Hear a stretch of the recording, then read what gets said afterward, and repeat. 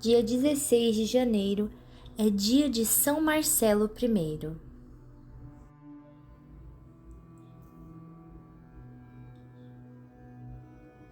Nos séculos 13 e 4, o título de Papa designava qualquer bispo da Igreja. Pouco a pouco, passou a referir-se exclusivamente ao bispo de Roma e, juntamente com o título, veio o reconhecimento de Roma como centro de autoridade da Igreja Ocidental. Em 382, o Papa Dámaso reivindicou a supremacia de Roma como centro da Igreja e da Sé Apostólica. E antes de contarmos melhor a história de São Marcelo I, se você ainda não é inscrito no nosso canal, agora é o momento de se inscrever e ativar também o sino de notificações. Assim, você vai ficar por dentro de todas as nossas histórias, reflexões e orações.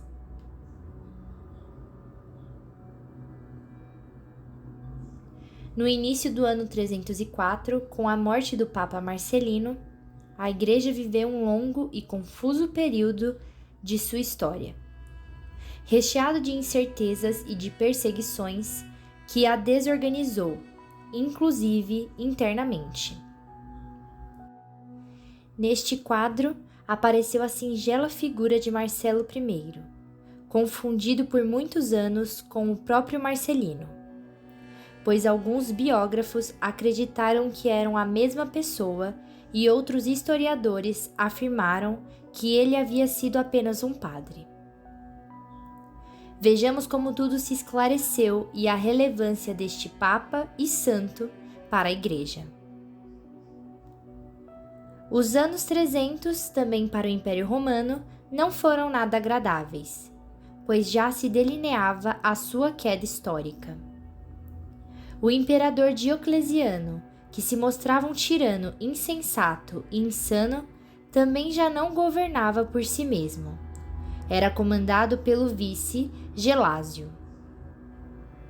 Foi a mando dele que Diocleciano decretou a mais feroz, cruel e sangrenta perseguição aos cristãos, estendida para todos os domínios do império. E continuou após a sua morte sob o patrocínio do novo imperador, Maxêncio. A Cátedra de São Pedro vivia num período de vicátio, como é chamado o tempo de ausência entre a eleição legítima e a entrada de um novo pontífice. Foi uma época obscura e de solavancos para toda a Igreja, que harmonizava com a confusão generalizada provocada pelas heresias e pelos lapses, essa figura sombria que surgira em consequência das perseguições. Em 27 de maio de 308 foi eleito o Papa Marcelo I, um presbítero de origem romana, humilde, generoso, de caráter firme e fé inabalável. Ele assumiu a direção da Igreja após 4 anos da morte do seu predecessor e se ocupou da difícil tarefa de sua reorganização. O seu pontificado, ao contrário do que se imaginava, ficou muito bem atestado pelas fontes da época. Nestes relatos se contrastou o comportamento pós-perseguição que a Igreja teve com os lapses, ou renegados, como eram chamados os cristãos, que por medo haviam publicamente renunciado à fé em Cristo. A esse respeito, existe o registro de um elogio feito ao Papa Marcelo I, pelo Papa Damásio I, em 366, com muita justiça. Enquanto muitos bispos do Oriente pediam a excomunhão destes cristãos, especialmente para os que faziam parte do clero, ele se mostrou rigoroso, mas menos radical.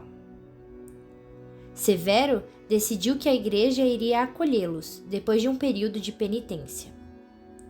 Também determinou que nenhum concílio podia ser convocado sem a prévia autorização do Papa. mas acabou sendo preso por ordem do imperador Maxêncio, que o exilou e obrigou a trabalhar na sua própria igreja, a qual fora transformada em estábulo. Morreu em consequência dos maus tratos recebidos no dia 16 de janeiro de 309. A igreja declarou Marcelo I santo e mártir da fé, para ser festejado nesta data. As suas relíquias estão guardadas na cripta dos papas no cemitério de Santa Priscila, em Roma.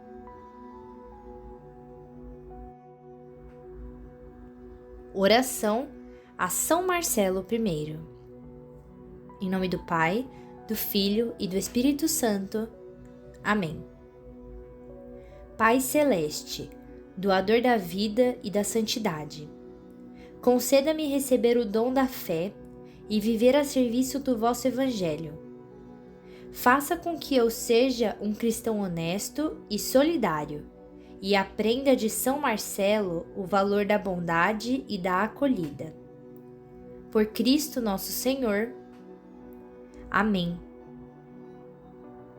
São Marcelo I, rogai por nós.